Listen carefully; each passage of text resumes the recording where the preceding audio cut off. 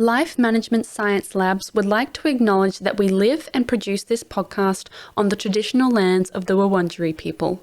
We'd also like to acknowledge the traditional owners of the lands of our listeners and our international colleagues.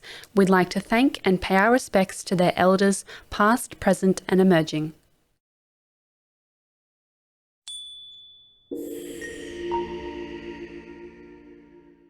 Hello everyone and welcome to Bouncing Back, the Personal Resilience Science Insights podcast produced by LMSL, the Life Management Science Labs.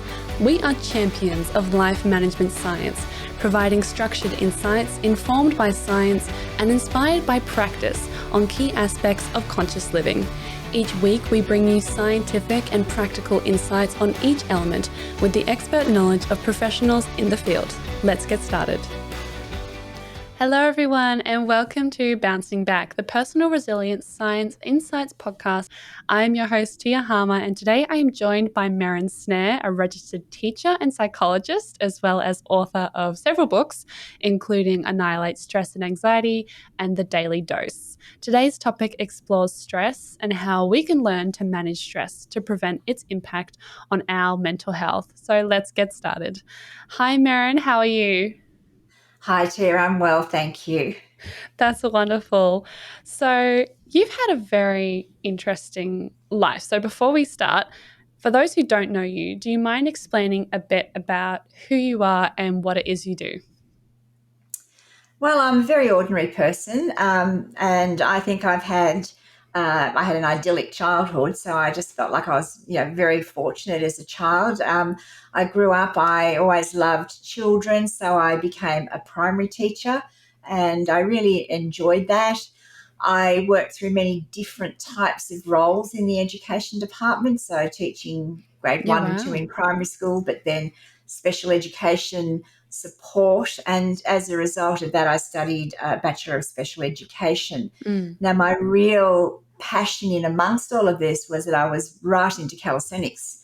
And there was a course that came up basically through Melbourne University called a Graduate Diploma in Movement and Dance. And a lot of my family and friends said, you should do that course. So I did that course, followed by a graduate certificate in dance therapy. And I really wanted to use this in an educational Yeah, sense, which wow. I did, particularly in special education. I ran a dance program Oh, cool. alongside a language program. I felt that with teaching, it really sat side by side with psychology. And so gradually the evolving of me was to then start to study psych while I Mm. was still teaching Yeah. part-time. And so I did that. It seemed to take an eternity, but I eventually got through. And so I've been working for the last 22 years as a psychologist. Wow, that's amazing. So you mentioned sort of like dance and dance therapy. Have you kind of utilized those kind of after you completed that, or is that just something that you're a little bit of a side passion? I used that a lot in the education area. So when I was teaching in primary schools, I used to run little lunchtime movement and dance classes as Oh, opposed to cool. dancing school sort of type Right, yeah. classes. But then when I realized if I wanted to really use it in education, I needed to go into special education. So that was when I trained in special ed, but I worked in special schools, and one of the schools actually had a dedicated movement and dance program that they wanted me to run. So I was Oh, very cool. fortunate to be able to do that. Yeah. Oh, that's amazing. So, before we get started, we're going to do a little bit of a get to know the guest section. So, this is essentially for the audience to get to know Merryn Snare, who she is, what she's all about. So, I'm going to ask you a few questions. My first question is, what is a recent book you have read? That's a really interesting question because I am not the best reader in the world. Aren't we all? I used to say to parents, you need to be able to read, but not everybody enjoys reading. And I tend Yeah. to read to learn. I have actually got quite a stack of books by my bed. The most recent one brought up on the weekend, which is the latest book that Eddie Betts has written. So I haven't started that yet, but I'm about to start it. But books I like biographies. But the other book that's Mm. made a real impact on me was the Girl with the Dragon Tattoo series, Okay. and I've read that series twice, which is unheard of for me to read anything more than once. So Yeah, I think that that sort of says a lot about that book or I that love series it. and how it grabbed me. Definitely. So, my next question is a movie you would recommend. I'm a real musical sort of person. I like musicals. I'm not very Yes, me good at too. remembering a whole lot of in-depth movies, but I would all if I was asked about what was my favorite movie, I would probably say The Sound of Music, Oh, closely yes, followed by things like Grease and Chicago. So I definitely. want something with a bit of movement and dance in it. Yes, no, of course. Oh, I love that. You can't go past a good musical. Did you watch The Greatest Showman when it came out? I think that would have been a couple of Yes, years ago now. yes. Yes, I Great. love that. I love most musicals, and I think I love The Greatest Showman. I loved Hugh Jackman, and Mm, but also the story behind it as well. So exactly. Yeah, so beautiful. You can never go past a good musical. So, my next question is what is your favorite podcast, if you have one? I don't think I have a favorite. I Yeah. like if I'm listening to a podcast, I like to learn things. So I like to listen to Mm. people speak, but I also like true crime. So I've been fascinated in the liar liar part because I try to I Ah, guess I okay. try to bring in the behaviors and why do Mm. people do things and that sort of real sort of forensic sort of side of things. Interesting. And fourth question, who is your famous role model?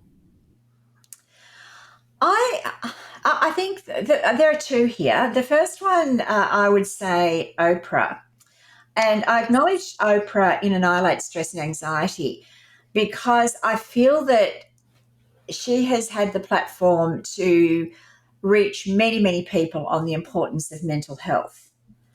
And I think that when we've got well-known people or celebrities out there who can really get important messages across, Mm. um, I like to see them using their sort of platform, if you like, for the better good. So I really admire Oprah, which is why I acknowledged her in my book. But the interesting thing was that she actually received a copy of my book because it was included in the Oscars gift bag the year that she Oh, was nominated wow. for her role in Selma.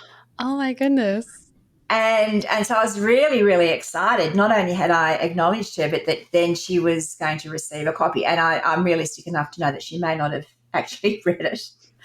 But then she came to Australia, and so I was fortunate enough to meet her then, and that was also really exciting. So it Yeah, was sort I of like think a bit. I saw a picture of you too on your website. Oh, possibly you did, yes, yes. So, So so jealous. Oprah, I think, has that capacity to reach a lot of people, Mm. and I Oh, really love definitely. that about her. Yeah. The other role model is, and for similar reasons, really, is Olivia Newton-John. So Oh, yeah. I'm terribly sad at her passing, and I Mm. have nothing but admiration for how positive she was all through the tough times. Yeah, So definitely. she talked about with a lot of gratitude about the good times in her life, but she really demonstrated how we have a choice in how we think. And she said in one interview, "I choose not to go there. I try to look at what's good." Mm. And I think that there are a lot of lessons for us all in actually being aware that we've got that choice of how we choose to think and what choice we make. Mm. Yeah, definitely. She was a real, yeah, role model in that aspect. Definitely, she was so positive and beautiful, and we'll miss her so much. Absolutely. She's just beautiful in every way and talented. Let's not forget that too. Exactly, exactly. Yes, for listeners who haven't seen Grease, oh my goodness, you must. It's oh my gosh, it's one of the best. And my last question is a course you have completed. Doesn't have to be recent, can be anything. Well, apart from the professional quals, I guess the other part, and it is really a professional qual, but I, I also have a graduate diploma in clinical hypnosis, Wow. and I Okay. use hypnosis in some of the work that I do. Okay, that's fascinating. How did you kind of get into that field? I've always been interested in it. I can remember as a young child when my family went for a holiday to Queensland. There's a lot more. There used to be a lot of laws in different states about where you could use hypnosis as an entertainment thing. Right. And Okay. I had never, as I was probably about 11, I think, and I'd never seen it or heard it before. And there was this hypnotist, I think it was probably Martin St. James, who was quite a big name in hypnosis, entertainment hypnosis in Queensland. And he was doing a hypnosis um, demonstration, but it was with people on the beach. Yeah. And I Wow. was fascinated. There was a young girl who probably reminded me of sort of my age group, and I was just fascinated in what they were doing under hypnosis. Mm. And the whole thing just completely fascinated me. So after I was registered as a psychologist, I thought, all right, this is the time for me now to look at what other aspects or disciplines I want to actually develop skills in. Mm. And so hypnosis, because I'd always had this interest, was a bit of a no brainer. And yeah, so I started the course in that, That's so and I have interesting. finished it too. That's always nice when when we actually finish courses, definitely. Yeah. Wonderful. So we're going to get a bit more into that nitty-gritty stuff in a second. So, as I already mentioned today, we're discussing how you can manage stress and how you can learn sort of coping strategies and techniques to kind of prevent that the negative effects that it has on your mental health and also how it affects our personal resilience. So, for our listeners, Merryn, how would you define personal resilience? So I think of personal resilience as the ability or the capacity to recover quickly from difficulties that you might encounter, whether you Mm. experience them mentally or emotionally or behaviorally. And what this really requires is a level of flexibility. Because if you have the one way of responding to something, it's not going to work in all situations. So it's about being able to first of all, recover quickly, but to be flexible and be able to adjust to changes in demands. So Yeah. that's a basic introduction. I think people need to always understand their own response style to things because this links very much into stress and anxiety as well. Mm. And if people have got a rigid response and they only respond one way, that often relates back to what they learnt in terms of their beliefs and expectations, which we tend to learn as toddlers. Yeah. And that can sort of set them up to be a little bit unsuccessful if they're trying to keep their resilience at a reasonable level. Mm. Yeah, definitely. I think resilience, like you said, it's about being able to have that flexibility and, yeah, in terms of bouncing back, that's why our podcast is called what it is. Just being able to, yeah, be um, come back as, yeah, your stronger self and just sort of go with the ebbs and flows. In saying that, I guess the most common misconception that comes with talking about resilience is the fact that it means sort of being how do I phrase this? Sort of being ignorant to the things around you and not being emotional and just sort of being tough and those kinds of things. What do you think of those misconceptions? Like, why do you think that we believe, generally as a society, that resilience means not being affected by emotions? I think it links into behavioural outcomes as well. So we now talk a bit about emotional intelligence, and this is sort of being able to gauge how emotions might be affecting people. But I think we also have to be careful that we don't make up excuses for inappropriate or poor behaviour. Mm. So I think it's about understanding ourselves and understanding what pushes our buttons, which is really, really important, and knowing what sets us off emotionally, and also knowing what helps to calm us as well. Yeah, okay. Fascinating. Can you sort of explain a little bit more about sort of what we know that can calm us? Like, what do you mean by that? I think that the whole thing about calming and soothing really relates to relaxing.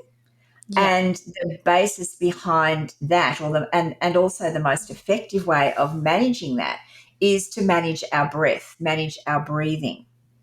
Right. So Okay. very often, if somebody's getting wound up about something and they know that they're getting uptight, anxious, upset, or they feel as though the lid's about to come off the pressure cooker and they're likely to explode, if people can slow down their breathing, that has a really big calming impact. Mm. Often the way I will describe that to people is when somebody's getting wound up with something and stressed about it, they often lift their shoulders and everything tenses. But when you breathe slowly, your shoulders drop Yeah. and you become calmer within. Mm. So having that ability to know your reactions, know your, I call it your early warning system, when you're looking at how you're feeling inside. If you can feel yourself getting wound up inside, that's your early warning system that you're actually upset about something and that your stress levels or your anxiety levels, or possibly both, are rising. And you need to, if you've got more resilience, you'll know that you'll be able to kick in and you'll be able to calm yourself down. Yeah. Now, the other thing about resilience, I think, is that the more hits we take, the more difficult things and the more outbursts that we have, the more that sort of wears down our resilience as well. Mm. Yeah, definitely. I think the reason that I asked that question is because we're going to talk now about how stress ties into resilience. So before I ask you that question, I think I want to know, sort of from your perspective, what do you think stress means? Kind of how do we define it? Because I think it's a word that's thrown around a lot these days. But in your sort of professional opinion, how would you define stress? So, as a term, stress first was used as an engineering term, and it was talking about Oh, the okay. stress or the load that a structure could take. So if you Fascinating. think about a bridge, for example, what's the load that a bridge can take? And I think this is really interesting if we look back on that, because in relation to humans, we're really talking about what load can a human take. Yeah, okay. And so stress is really a build-up of uh, it's a build-up of what we ourselves interpret as we have to do, things that are on our plate, if you like. So if you imagine you've got your plate and it's building up with a whole lot of things that are expected of you. So this is where it links. It's very interesting in that it links into our personal beliefs and expectations, but it also links to the ups and downs of everyday life. Mm. And by that, I mean, if you're driving to work, for example, and you catch every red light, you might feel a bit stressed by the time you eventually get there. Yeah. And so for that reason, I divide stress into two types. Big S stresses and small S stresses. So I like Okay. to take a fairly sort of simple approach to Mm. things. Doesn't need to get too complicated. Big S stresses are major things in somebody's life. Often they'll be things like dealing with perhaps health issues, um, job changes, finance issues, family issues, sort of big things that you can't ignore Mm. and that are there and that perhaps need time and other people to help deal with. Yeah, okay. So they're the biggest stresses. And the smallest stresses are the more incidental, everyday ups and downs. So you've got the red traffic lights, but you might have the kids spilling the milk just as you're about to race out the door somewhere, or it might be that a small S stress might be that you've just not had a good night's sleep and you're just not feeling on top of your game. Or it could be that you go to the photocopier and it's out of paper and you're the one that has, you feel like you're always the one that has to fill up the photocopy. Yeah. So there can be sort of annoying little things like that, or they can be significant things. And we all have our own blend or our own mix of these things. And it's how we think about them and how we manage them that has a really big impact on how our resilience can sort of help us to work our way through that. Definitely. So, how do you think stress ties into our resilience? So the way I explain this is I call this the stress hill. And I'm going to sort of draw with my hands a little bit here. If you imagine that there's a level of calmness, and I like to think that mostly we have a reasonable night's sleep and we wake up and we start our day at this base level of calmness. Mm. Now, during the day, we have from that level of calmness some big S and small s stresses that build up. And some of the biggest stresses might be there from yesterday, and they might be working through, but the little stresses will come in. So this hill builds up, and this is what I call the stress hill. Now, it gets to a point where we can manage those stresses for a while, but we get to this point, and I call this the coping ceiling. And at that point, if we actually have a stress that pushes us through that, that's when we flip out or we get upset, we have an outburst, we might be teary, we might feel the world's not fair. We can go through a whole range of things. And that's when our coping resources have been maxed out. So we've used every coping resource to get to that point, and then we can't hold it in anymore. And we have this, what I call a volcanic eruption. That's at a personal level. So what happens after that? You normally feel better. So you've had this stress hill building, you get to the ceiling, you have you flip out your eruption, and then you feel better. So your stress levels drop. Yeah. But in most cases, they don't come all the way back down to this level of calm that we started with. They only drop part of the way until the stresses start to kick in again. Now, what's also happened, when you hit that coping ceiling, your resilience levels tend to drop with that. So you've been pushing it, you get to your coping max. Then your resilience is a bit lowered because you've used so much of it to try and hold it together. Right, okay. And then it doesn't take as many stresses, big S and small s stresses, before you hit your new lowered coping ceiling. Right, okay, yeah. And so you go through the same sort of emotional turmoil. You feel a bit better because there's a chemical in tears that makes us feel better. So after we've had a good cry or a good rant or whatever it is that we do when we're upset, you tend to feel better. But each time this happens, it lowers your resilience a little bit.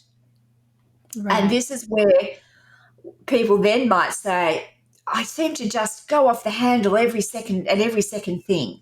And that's because their resilience is gradually getting lower and lower, and their coping capacity is coming down at the same time.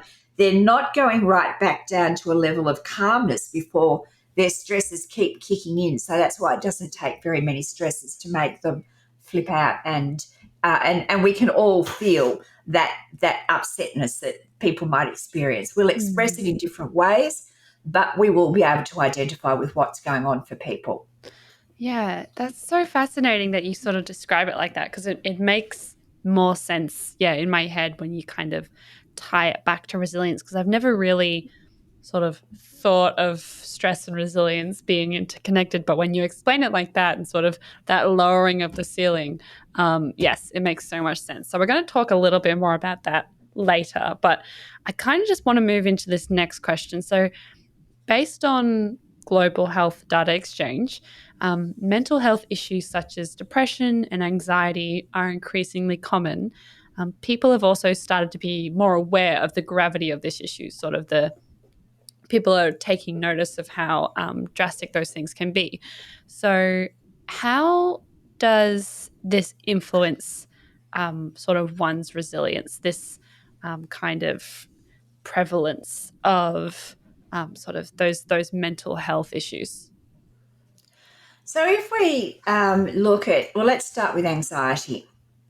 Anxiety it's a normal reaction to some situations, whether it could be job concerns or relationship or health issues.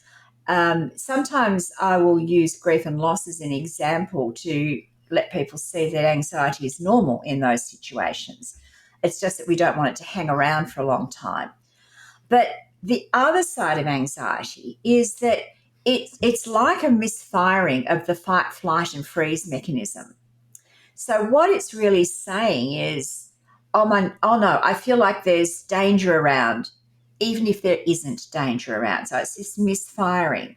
But Mm. what that does is it sets you on edge and it gets you very sort of jumpy and over aware of things.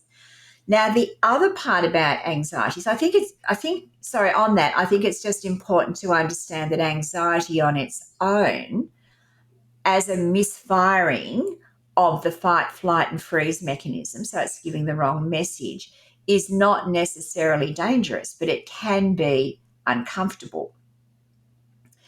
What it often leads to then is what we often refer to as what if thinking. So Yeah. very often an anxious thought will have what if in front of it. So what if this happens?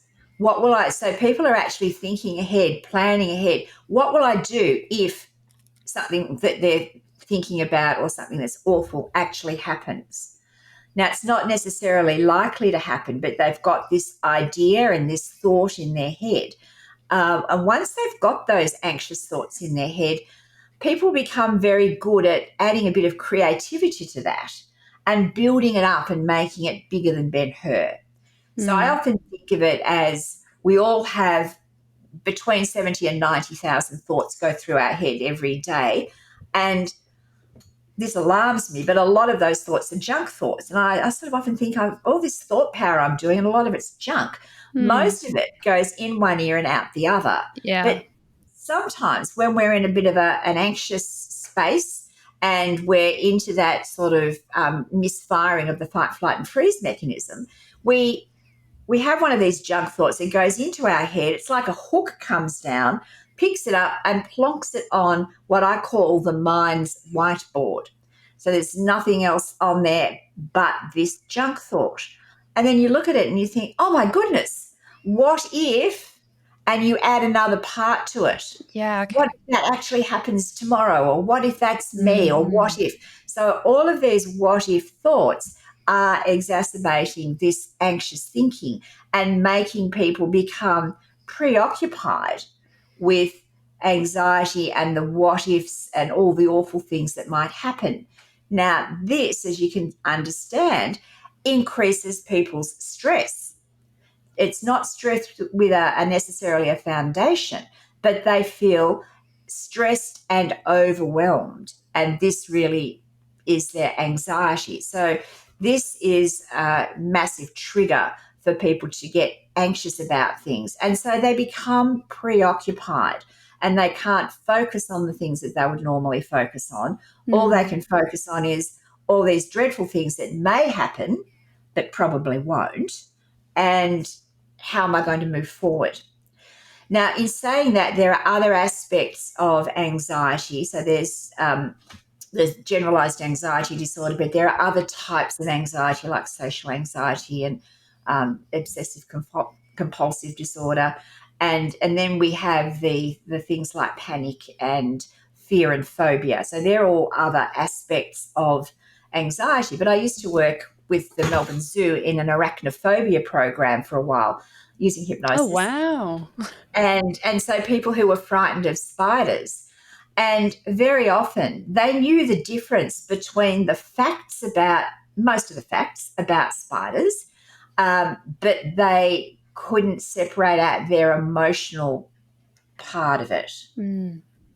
So, and in their mind, it was more about their fear, and phobia was really more of a disgust response. So, if we look into the depth of it, people can also affect their life and their personal resilience by avoiding things because they've got this anxiety related disorder connected to it. Yeah, okay. Interesting. So I kind of want to lean a little bit more into how stress connects to those things because we face a lot of sort of, I guess, what you would call small s stress events sort of on a daily basis, work meetings or people have assignment deadlines, those sorts of things.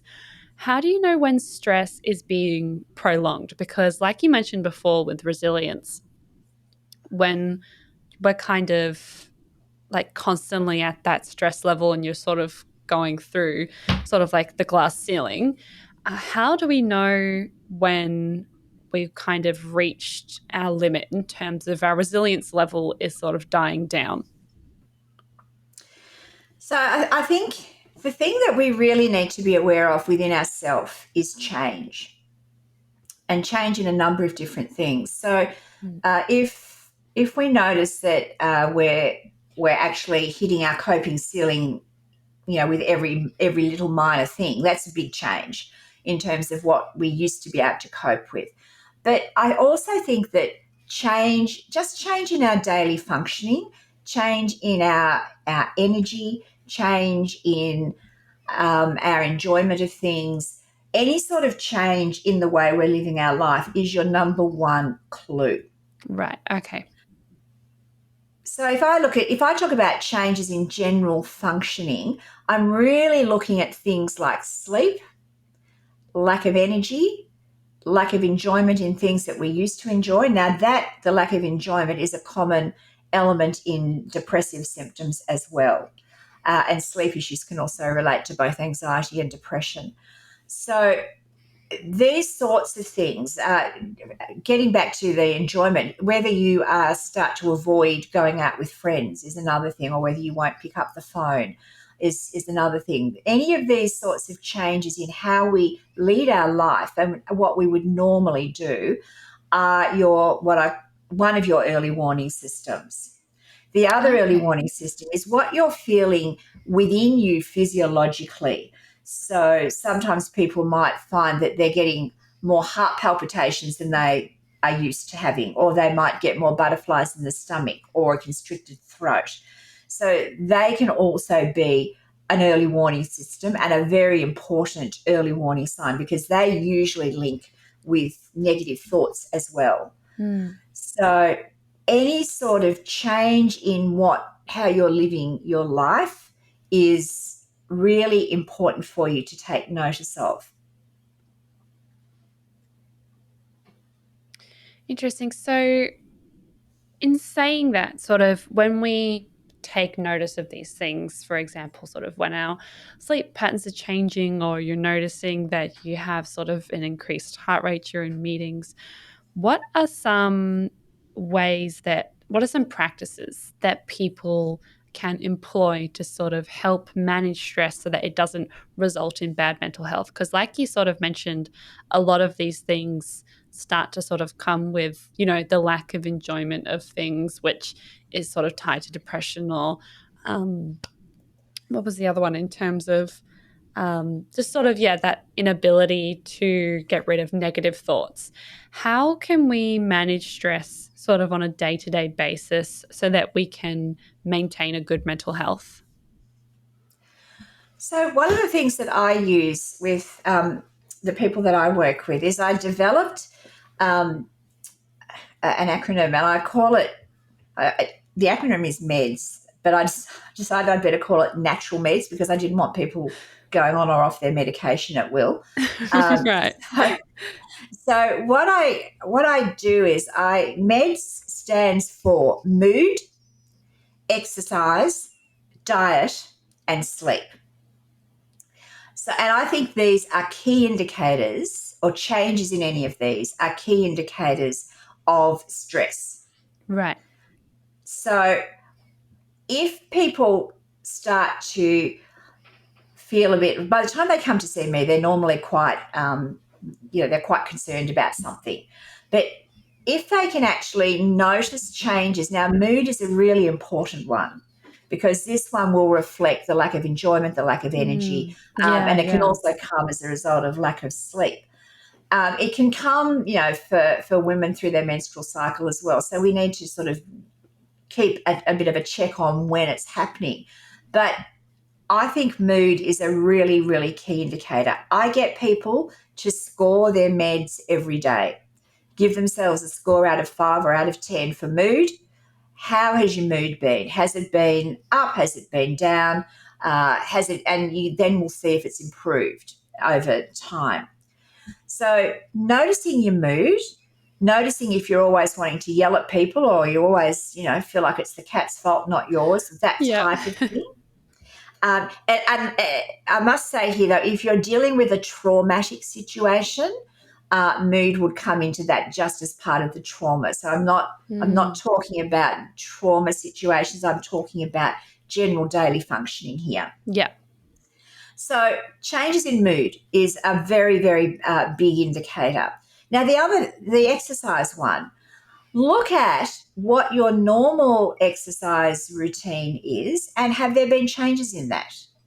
Were you someone who would go to the gym every day and all of a sudden you've just been a bit too tired over the last couple of weeks? Or you used to go for a walk every day and I'm very good at having be kind to Merryn days.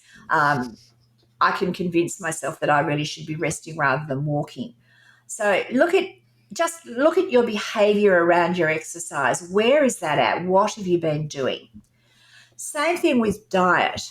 Were you someone who always ate healthily and cooked, fresh foods, things like that? And have you decided that you need a few more takeaways quite frequently? So look at where your eating pattern has changed. Or have you gone from healthy salads to sweet, sugary donuts all the time? Those types of things are an indication that you're doing something different in your diet that is a reaction to stress. And then sleep. Sleep is such a huge one. Now, there are many reasons why people may not sleep soundly. So we need to be aware of that. And we're not saying that this is going to cater for all people who don't sleep well. But focus on change in your sleep pattern. If your sleep pattern has changed for the worse over recent times, ask yourself, what's going on here? So changes in any of these things, any of these natural meds, can be an indicator that stress is building. What is it that's causing the stress? And try to deal with that so that your resilience doesn't take a regular hit. Because every time we have a hit on our resilience through anxiety, stress, or depression, our resilience is tested and it sort of gets weaker each time. And we've got to really work at building it back up again. Yeah, that's interesting. I want to ask your opinion in terms of building routines. This is kind of going off on a bit of a sidetrack here, but from what I've read and from what I've heard, sort of having routines and having structure can help people sort of manage stress because you're not having to sort of think on your feet as often. Do you agree with that? Do you sort of agree that routines can kind of help people manage stress better, or is this sort of just a misconception that's tried to make us more productive? I agree. I do agree with that. And I often will say to people that from the time we're children, we learn routines. And when I think of children starting school, it's very important for them to know what day is library, what day is art, what day is sport. They need to know what to expect, and it helps them to settle. There's that sense of security around routine and structure. And I find working with adults, it's not too different. Another routine that I think is an interesting thing to look at is the fact that we have a routine about cleaning our teeth. And we usually just establish that routine as children and it stays with us for the rest of our life and we don't have to think about it. we just do it. So routine has that potential that where we can do things without having to put too much effort into thinking about them. But the other thing that it does is that if you've got a routine set out, and sometimes I'll give people a timetable to fill in to help them establish a routine that will work for them. If we know when we're going to do things, we just do it. We don't have to argue with ourselves whether we're going to do it now or later or tomorrow or not at all. So one of the things that I just said, I'm very good at having excuses for not going for a walk. And at the moment I'm needing to do back exercises. And so I have a time of day where I know that I can fit in doing my back exercise. So I just have to be disciplined enough to do it. So how I get that discipline is I actually pair it with a reward. And a reward for me is my first cup of tea for the day. So nice. I do my back exercises while my first cup of tea is brewing. And then I go and have my cup of tea and I congratulate myself on actually getting that bit done. And I really don't have to think about it. It just gets done. Yeah. That's so interesting. Yeah. Because I've been trying to sort of try out new routines and those sort of things and just trying to make the most of sort of creating a bit of a structure. And I think anybody who sort of, works remotely or has more of a sporadic timetable can definitely sort of relate to the struggle in sort of creating a routine. But hey, look, if it's going to decrease my stress, then I will do anything at this point. So it might be that building into your routine, though, that you build in regular relaxation. That sounds So nice. by having a routine doesn't mean that you have no time for yourself, but you build that into the routine. Yes, definitely. Those what do I call them? Like the self-care moments and self-care days. That sounds nice. Absolutely. And I mean, I build in the gift of time every time I take a tea break. Yes. And the gift of time is probably the best gift that you can give yourself in that sense. It's part of self-care. Definitely. So going back to what we talked about before in terms of those practices, I want to ask sort of when we face stress, there's sort of those two different types, like you mentioned before. We face that kind of general sort of small S stress, I guess, general work stress. There's meetings, there's deadlines, and then we face more of those threatening sort of big life event stresses.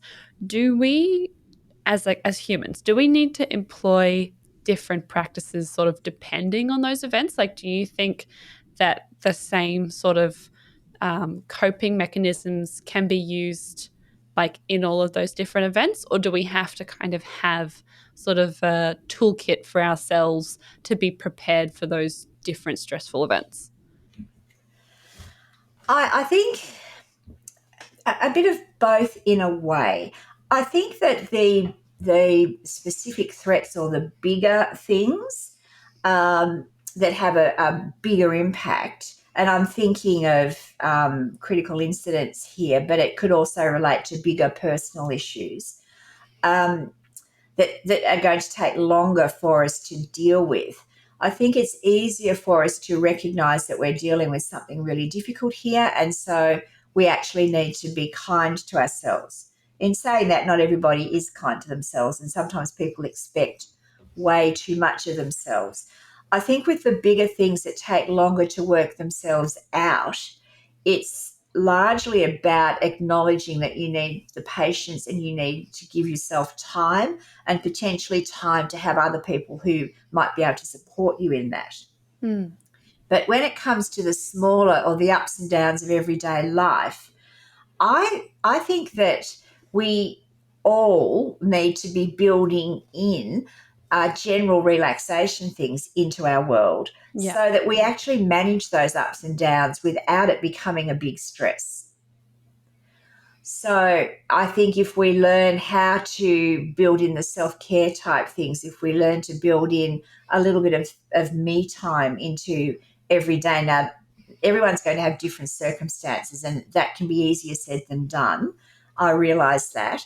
But I think even if you give yourself a 15-minute tea break at some point and you do something that you want to do, whether it's sitting outside in the sun, whether it's reading a book or a magazine for 15 minutes, something that you enjoy, it's part of your relaxation. And that actually helps you to get, if you think of the stress hill, when I talked about coming back down to that level of calmness, that's what helps you to come down to that level of calmness. There are other things that you can do like meditation and yoga and things that take more time to help bring you back down. And they too are important.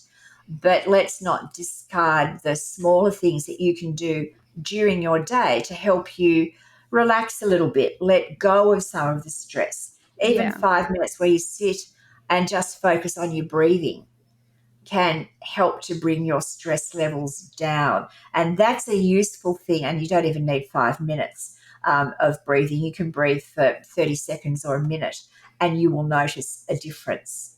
And I think if we can get into the habit of establishing breathing and using our breath as a way of helping us to manage our stress, then that's helping our resilience to stay stronger. But the other thing that it's doing is that it's setting us up to be able to think more clearly because we're not spending all of this time and energy with our head getting into a jumble and a scramble thinking, oh my goodness, how am I going to do this? And this is terrible and that's terrible. It actually lets us conserve that energy and we're more likely to do better at finding solutions when problems do arise. No, yes, that's nice to know. Yeah, because when we do get stressed, we have those moments, and I feel like I have these moments a lot lately in terms of we are suddenly sort of thinking of everything that needs to be done all at once, but just sort of maybe just break it down and just sort of breathe and think about those things. So, in saying that, a lot of the time, we hear these recommendations and these suggestions in terms of practices that we can implement to manage stress. And I think as society, we're quite sort of educated now in terms of we have the resources and the tools to figure out sort of what works for us in terms of managing stress. But in saying that, like I can talk all day about how breathing is great and meditating is great. And I know this, but do I implement it? Not all the time, not always. So it can be difficult to change our unhealthy habits and our unhealthy responses to stress. So do you have any tips on how to get started and to sort of adopt these new strategies as habits, kind of in replacing our old ones? Well, I think the first thing that we need to do is to identify what we consider are our unhealthy habits. Right. Okay. So, and I think with any sort of change that we're wanting to implement, we need to have awareness and understanding, first of all. So once we've identified what our unhealthy habits are, then I would suggest choosing one habit to work on initially. Don't try and knock the whole lot over all at once because you'll Right. wear yourself out doing Yep. that. And Rome wasn't built in a day, as we keep hearing. Now, the other thing that I think is really important in any of these types of things, exercise is a classic. How many people buy a gym membership on New Year's Day and use it for 3 weeks while they're still on annual leave and then don't go back again? So when we're looking at changing habits, we have to be very, very careful that we make sure whatever we come up with, whatever we decide to replace our old habit with, is doable. Right. Okay. And by doable, I mean it needs to fit in with our busy life, whatever that might look like. Okay. So we're needing to find a habit or a routine to improve or to change. We're swapping an unhealthy habit for a healthy habit. But we've got to make sure that we can fit that into our routine without too much rearrangement. We might need to put ourselves out a little bit, but we need to think about what does our day look like? What do we do before work? What do we do after work? What do we do at lunchtime? And if we're talking exercise, I often find that getting people to go for a walk during half of their lunch break is a good way of getting started with that type of routine. Yeah. Um, it's about, if you're wanting to actually make sure that you do it, you've got to have your walking shoes there beside you. If you decide you're going to walk or run as soon as you get home from work, you have your shoes at the door Yeah. so that you see it. But and I mean, another thing I've got people to do too is to put a reminder in their phone. Yes, I do this.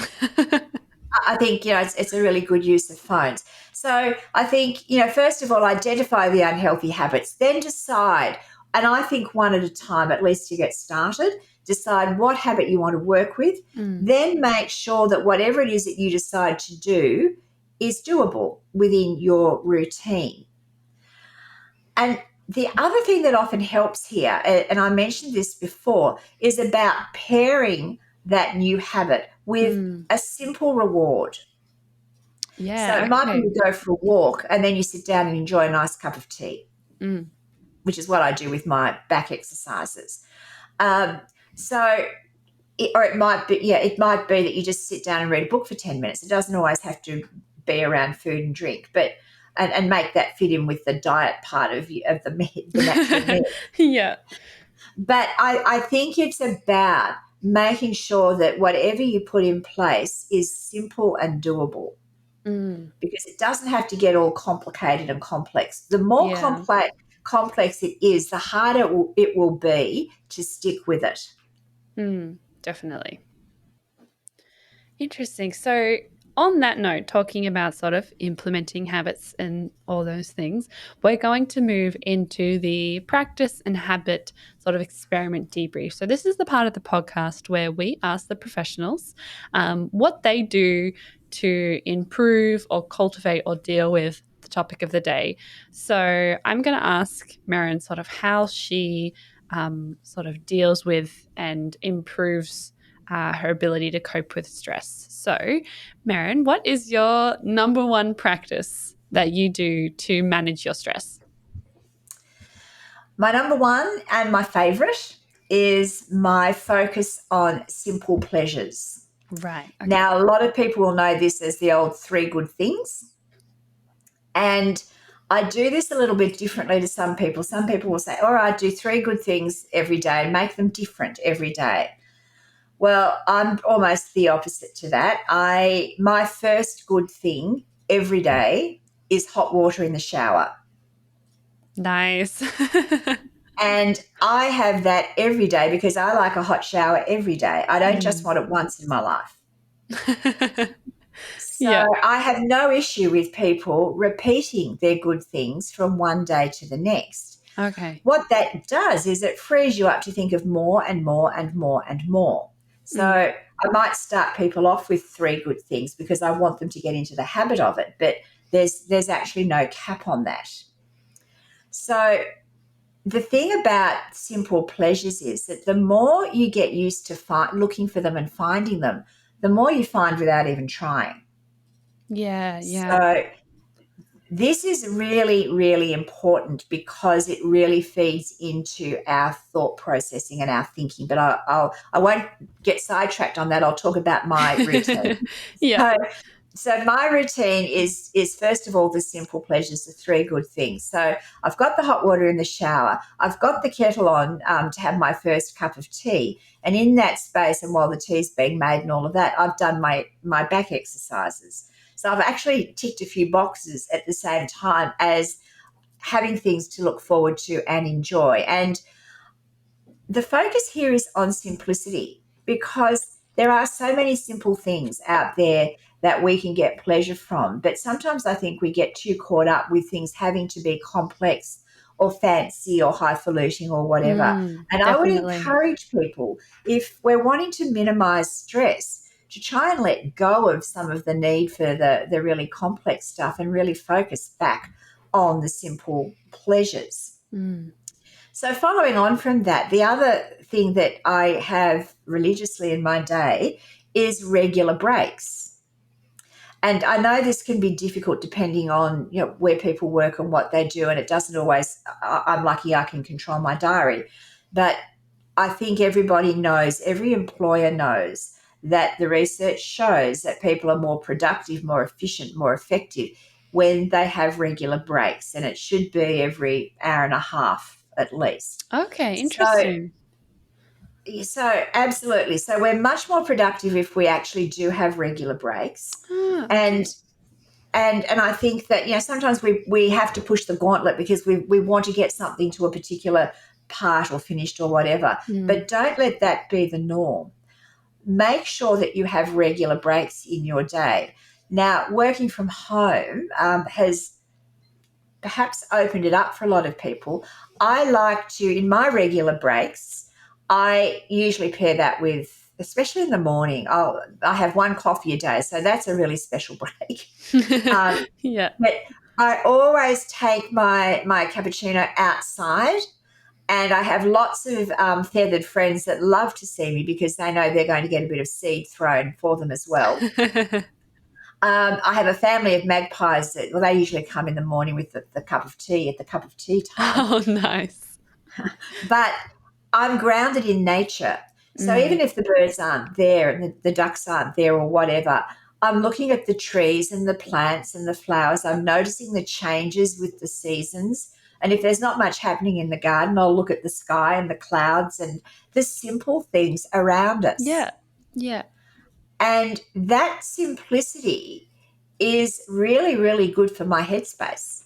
Mm. Definitely. Because when I'm working, I'm focused, I'm full on, and I need to actually balance that out. So really, I think life needs to be about balance. We know about mind body balance, work life balance. I like the indoor outdoor balance as well. That I think that we need to have these sorts of gifts to ourselves, and these breaks, I also look at that as the gift of time, because time is the one resource that once Yeah. you've spent it, you can't get it back again.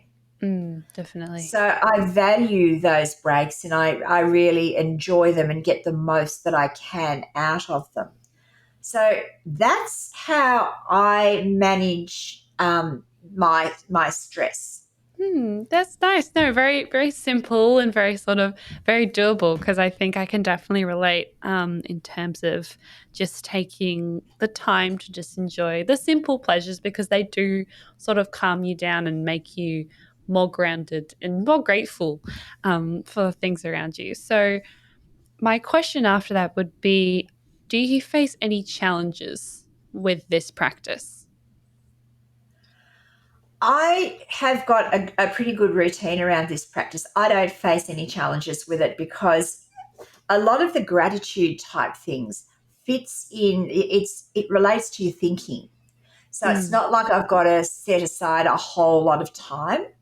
Um, and I think because what I do is simple and enjoyable, I actually don't really find that I get too challenged by it.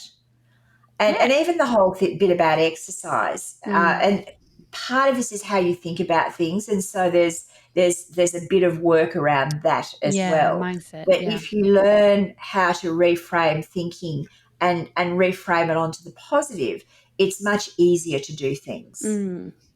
Yeah, definitely. I think it's, yeah, a lot of the time, like you said, it is a mindset thing coming into it and just sort of being able to reframe things and sort of understand that the things that we're trying to do are to our benefit, which I think we fail to understand a lot of the time. Yes, look, and I think the other interesting thing here, and stop me if this goes too off topic, but it's really relating to whether our thinking is positive or negative. Mm. And as far as evolution is concerned, man is hardwired to have a default thought processing setting to the negative, Yeah. because caveman had to always be on the lookout for threats, poke his Mm. head outside the cave, and he had to make sure when he was going to look for his dinner that he didn't become something else's dinner. Yeah. Yeah. So We still have that hard wiring, but our threats are different. They're not the life and death threats that caveman had. They might be things about the big S stresses or even the small S stresses. Damn those red lights, why did they hold me up today? And all that sort of thing. But basically, the way I explain this is that the more time we spend thinking, if you think of a timeline, you've got negative thinking here, positive thinking here. The more time we spend thinking negatively, the less time we've got to think positively, and vice versa. So what we need to do is work out how we can extend our positivity or our positive thinking, which gives us less time to think negatively. And gratitude is the easiest way I know to do that, which is your 3 good things or your 5 or your 10 or your 100 good things every day. Because you're looking for what's good, unlike caveman who was looking for what was bad. Yeah. And now this is not that difficult to do. The gratitude is a really great exercise to build up that whole ability to think positively. In saying that, I need to just put a note in here. Sometimes I hear people get really cross with positivity because they say bad stuff still happens, and it does. Positivity does not prevent bad stuff from happening. But what it does is it gives you a different way of thinking about things, and you're much more likely to come up with a solution. So it not only makes you happier, but it actually helps you to come up or to deal with the difficult stuff more easily. And that is certainly something that I have found in my own life has really been a huge help. Instead of spiraling into I'm like, okay, let me look at this. What can I do? And how do I need to go about it? So it actually does help you to manage the difficult stuff that comes in. Definitely. So just going back to those practices that you mentioned sort of at the start, you've sort of spoken about you have certain things that you do throughout the day. But I guess my question is, do you set up certain time to do these things, or do they sort of come more naturally to you now? You can just sort of, your body knows when those things need to happen, or do you sort of have a set schedule and routine for those things? A bit of both, because my first part of the day is pretty much a schedule. Like I have that morning schedule of getting up, having a shower, the kettle gets put on in the middle, the exercises get done, first cup of tea, all of that before I get to my desk. Right. So that's the first part of my schedule. During the day, the schedule is a little looser, and that depends on what I'm doing, when I've got people booked in and what else I've got on. So, sometimes lunch might be 2:00 and, I might not have a break until then, but I will always have a break I rarely see people back to back because I think it's better for them and for me if I actually have a bit of a break in between. I might be doing work, but I'll be getting up and moving around. So I sort of structure my day so that I've got movement in it. If it's not a break, that I'll be moving around doing things. And then it's, sorry, just wipe that down. No, you're right. So with the other things, now exercise is something that I'm about to reintegrate into my life. Having just had a hip operation, I haven't been able to do a lot of getting out to exercise, but I do exercise using my exercise bike while I'm watching television, and that's sort of like a good way of utilising that. Watching television is just wind down time for me, unless I'm watching the football. And then when I'm watching the football, I use the exercise bike to keep me calm. So, yeah, exactly. So I use exercise in 2 ways. So when I'm not watching the football, I'm just watching a bit of TV in the evening, I will do some exercise on that. But then I will need to be scheduling in Pilates classes and things like that in the future. And I will have to mark those out in my diary. Right. Okay. So for people who are working in a sort of a regular office role, or when they can't have the breaks in the day like I can have, those types of things would need to be scheduled in after work or before work or Mm. at lunchtime. Yeah. No, definitely. I think, yeah, for people sort of starting off trying to sort of take notes in terms of things that you can do to, yeah, implement these practices. I think for your beginners, I think it's much more beneficial to start with more of a set kind of schedule and routine to kind of create those habits so that they do end up coming a bit more naturally. I think this is where not trying to put too much in too soon is important. So, if I was getting people to start off with the three good things, I like them to write them every day. I don't want them to just think of them. They've got to actually write them in Mm. a notebook, Okay. because that's helping to cement the habit. And I'll talk to them about whether it's better for them to do it first thing in the morning when they get up, so have the notebook on the side table, or whether it's better to do it just before they go to bed at night. So it's about, in that situation, it's about working out, knowing your own routine, what's Mm. going to be the best time to do it, but actually having, um, I get them to get a notebook. I think having an aid and a prop there, but I also know writing it's going to cement it more quickly for them. Mm. So I think when you're starting, you've got to have a structure of when you're going to do it. And like I have that morning structure, so I know when I'm going to start my gratitude, but it runs all through the day, and that happens to other people as well once they get used to it. And once you've got one of those unhealthy habits that you've decided to change integrated into your routine, then you can bring in another one. Mm. So Yeah. just avoid doing too much too soon.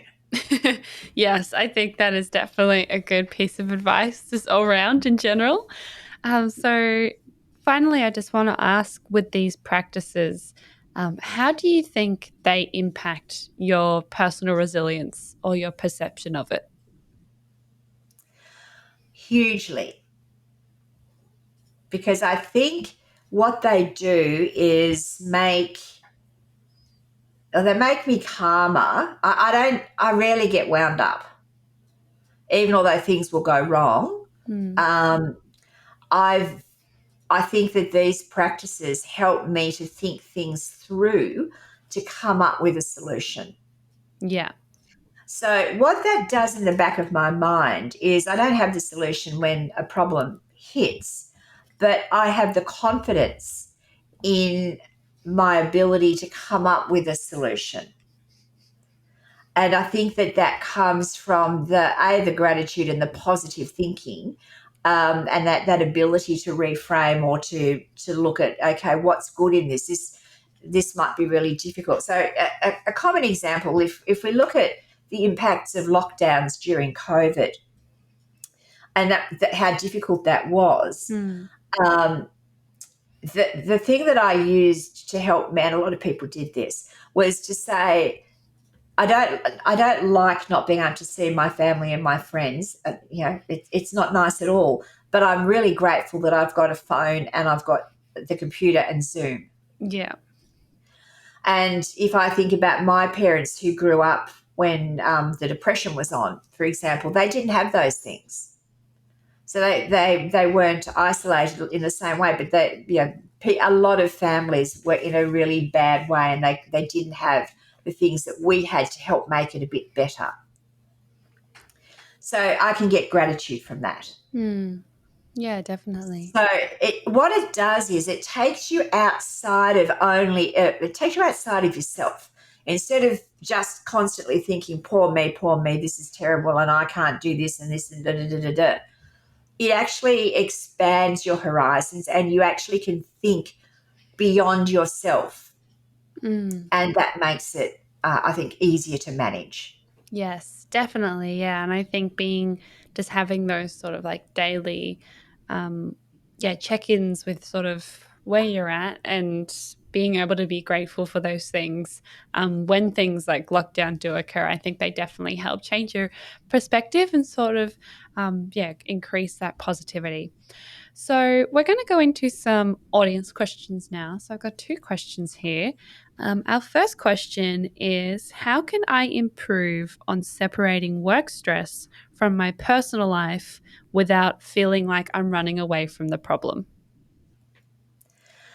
So this is really about boundaries and that whole work-life balance. And I think if there's work stress, it's really about looking, okay, this is work, and work begins and ends here. So if you actually can put a beginning and an end around the work day and almost step out of that. Now, there's a notion called the third space, and the name of the person that invented it escapes me.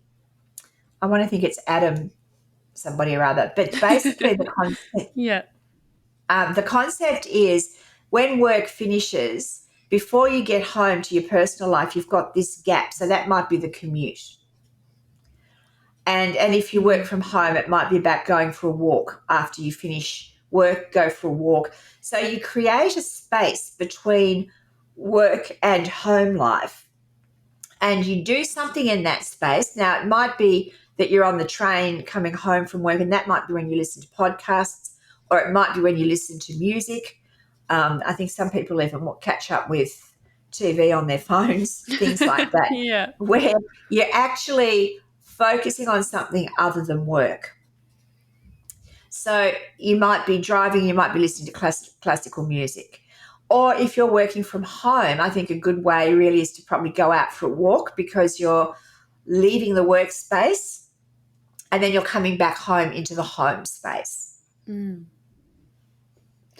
Yeah, definitely. I think, yeah, creating those boundaries is something that, yeah, we've learned a lot about during COVID, and just being able to, yeah, work from home and be able to separate those spaces so that you're able to, yeah, sort of compartmentalize a little bit more. And it's something that we're still sort of learning how to do. But And there might be a little bit of need for people to reframe in this situation as well. And that will be saying to themselves, I don't need to take my work issues home with me. And I actually will be much more refreshed if I don't take my work issues home with me. I'll be able to come back and look at them tomorrow. So you might sort of be able to do some self-talk or some reframing around, I'm leaving work now, I'm leaving all the issues here, and I will be fresher in the morning and I will revisit it then. yeah, definitely. I think that's better for your work and for your home life and all those things. So It's better for everything. exactly. It's Absolutely better for everyone. everything. Yeah. So the second question, which is our last audience question, is how does a person know if they're stressed or depressed? They look at their general functioning and whether that has changed. Okay. So, do you mean whether they're stressed as opposed to depressed, or whether they're either stressed or depressed? Well, yeah, how does a person know sort of the difference? Oh, between being stressed and being depressed? Yes. Okay. Okay. So, if you're stressed, you will have a sense of overwhelm. If you're depressed, you're going to have a very flattened affect. So, one of the questions that they at a workshop I was at years ago now, but they said that, you know, the big question that the WHO was sort of using to define depression was, have you been feeling blue lately? That's a bit American for us, but basically, have you been feeling down? Yeah, yeah. So that flattened affect, if you feel down and everything is just too hard, and you can't be bothered doing anything. Now, there can be a little bit of overlap with stress, because people can have too much on their plate and they can feel physically exhausted. But I often think of stress as being like overwhelm. I've got so much on, I don't know where to start. Yeah. So that's different from that flattened affect of somebody who's spiraled down with depression, who can't get out of bed, can't be bothered answering the phone, doesn't want to see anybody, doesn't want to go anywhere, particularly if there's someone that used to love getting out and about and having fun. Yeah. Definitely. Yeah. I think it's a learning curve in terms of, like you said, being able to identify those things in yourself, and sort of where your practices have changed. Yeah, yeah. And I think the big key for us in any mental health area is to be on the lookout for changes in how we function. Yeah, definitely. Yeah, I think if I've learned anything today, it's just being able to identify those changes in yourself and being able to understand sort of what they mean and kind of track them and understand how to react to them, which is the most important. Absolutely. And I mean, I think the thing is that we need to bring mental health into this space where we can look at it simply and then start dealing with it simply. Because if we go too complex, we'll never get to the bottom of it. Yeah. So we've really got to get down to that basic level of how do we normally function and what's different about how we're functioning now to how we were functioning a month ago or Yeah. whatever the time frame might be. Yeah, definitely. I think when you term it like that, it kind of sort of eases that burden in terms of having to be your own sort of Sherlock Holmes and trying to figure out exactly what's going on. So yeah, just sort of understanding who you are and what you do. So we're going to go into the open mic section now. So this is the part of the podcast where the guest, so Merryn, has free reign to talk about anything that they're passionate about. It doesn't have to be related to resilience or stress. So I'll hand it over to Merryn.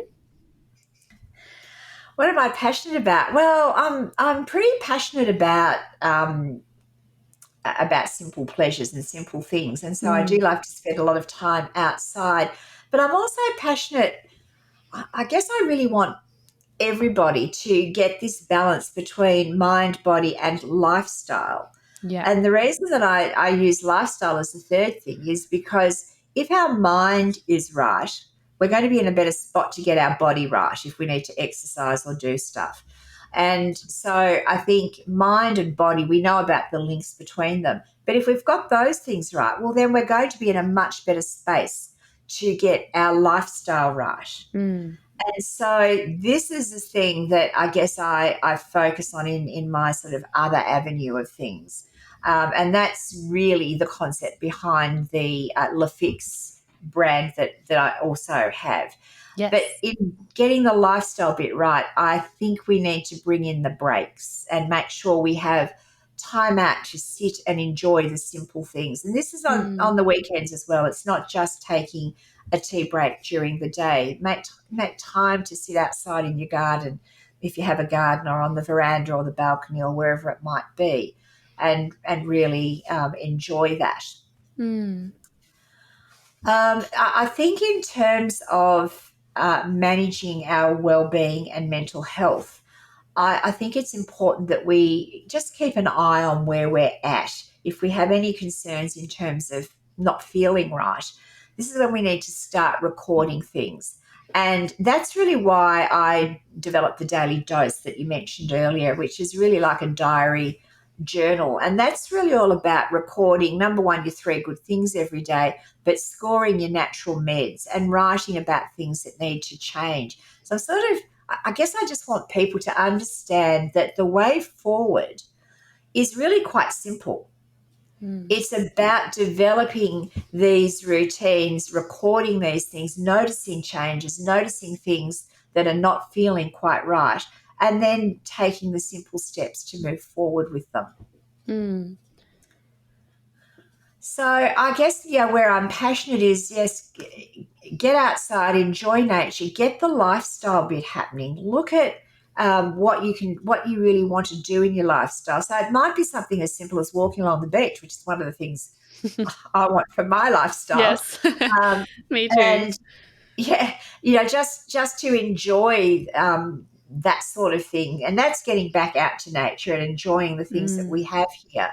And some people love to go snow skiing, and they love the winter. I don't like the cold that much, but it's about enjoyment, because if you enjoy things, that's going to actually lift your vibration, and it's going to make it much easier to find more good things out there and more positive things. And that is all feeding into sound mental health. Yeah, definitely. Yeah, being able to just appreciate those small things and know what are the things that you enjoy and what are the things that you like doing. And I think I've definitely been trying to implement that a lot more lately in terms of when I have breakfast now, I try to make sure that I'm not doing anything while I eat breakfast, or even if I'm eating lunch or dinner.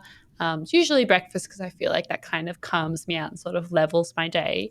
But because usually, I'd have breakfast and I'd be on my phone or on my computer, checking emails, watching YouTube, those sort of things. But recently, been trying to sort of have breakfast and just sit and just eat my breakfast and just look outside and, watch the birds and all those kind of things. And it definitely has improved kind of my ability to go into the day as like a calmer person and just appreciate, the little little fluffy birds outside and what the weather's like and sort of evaluate sort of where my day is going to go. And I think that definitely has helped sort of my headspace as I go into the day. And it's things that are just as simple as that, like as small as just eating my breakfast at my dining room table without my phone.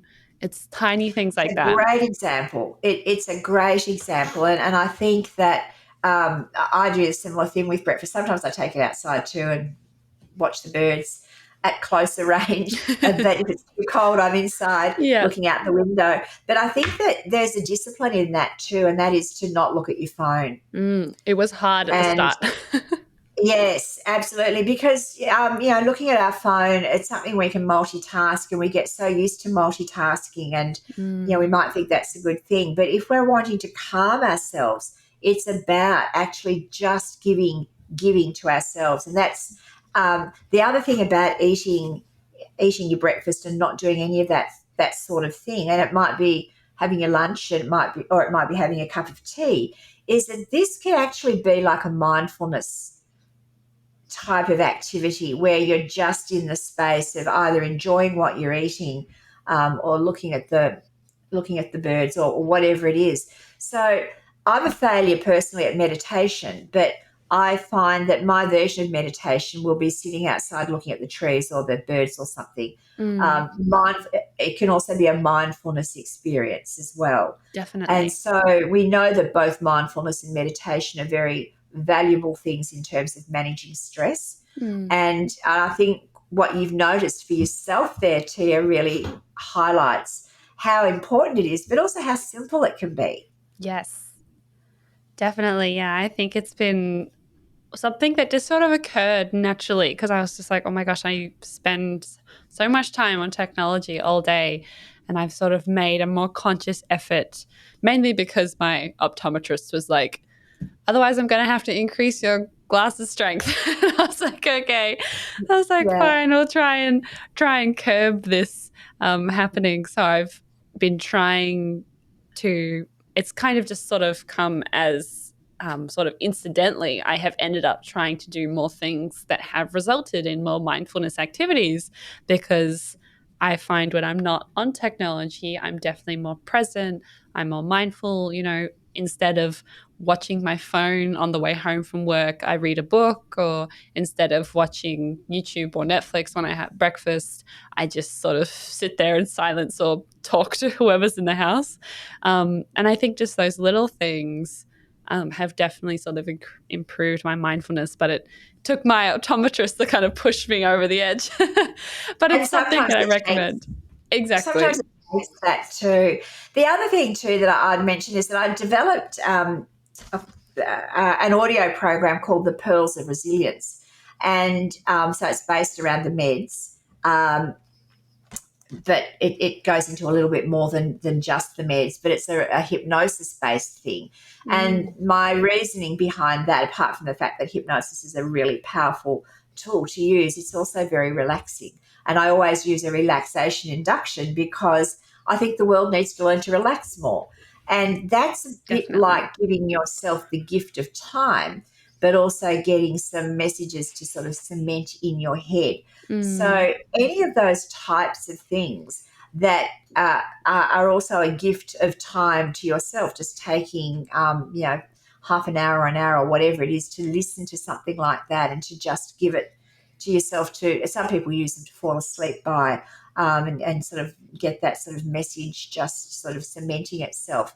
So there are other things that you can use to help manage stress and also to get you or to help get you on track with getting your programs right, or getting the things that you need to be working on right, whether it's one of your meds or one of the pearls. The PEARLS all stand for different things in terms of resilience. So I think, I guess I'm passionate about making it simple for people, and I'm passionate about us having a simple sort of life that is really fulfilling and really wonderful. And I think that's how we can do it. Yes, and I think that beautifully sums up everything that we've learned here today and brings us nicely to the end of our podcast. I'm going to go make myself a cup of tea now. So thank you so much, Merryn, for being here. For those who want to find out more about you and what you do, where can they go? They can. I've got a couple of websites, merrynsnare.com, so MERRYNSNARE.com, or lefixe.com, LE-FIXE.com. They both have, they link to each other, but they talk about the various things that I do. Nice. Wonderful. Well, thank you so feel so free much. to visit and have a look around. Definitely, yes. You can see Merryn with Oprah. That's a very nice picture of her up there. Well, thank you so much for being here. And yeah, we've really appreciated it. I have learnt much, and now I'm going to go make myself a cup of tea. Oh, thank you for having me. It's been a pleasure. Thank you, Tia. Thanks so much. You have been listening to Bouncing Back, the Personal Resilience Science Insights podcast produced by the Life Management Science Labs. Listen to episodes from LMSL's 10 Life Management Perspectives on Apple Podcasts, Google Podcasts, Spotify, YouTube, or other podcasting apps on your smartphone. If you enjoyed this episode, please consider rating our show, sharing it, and subscribing to our channel, as it helps others find us and us grow to bring you more quality resources. More of our work can be found on our website at pr.lmsl.net, where you can join our movement. I'm Tia Harmer. Thanks for tuning in.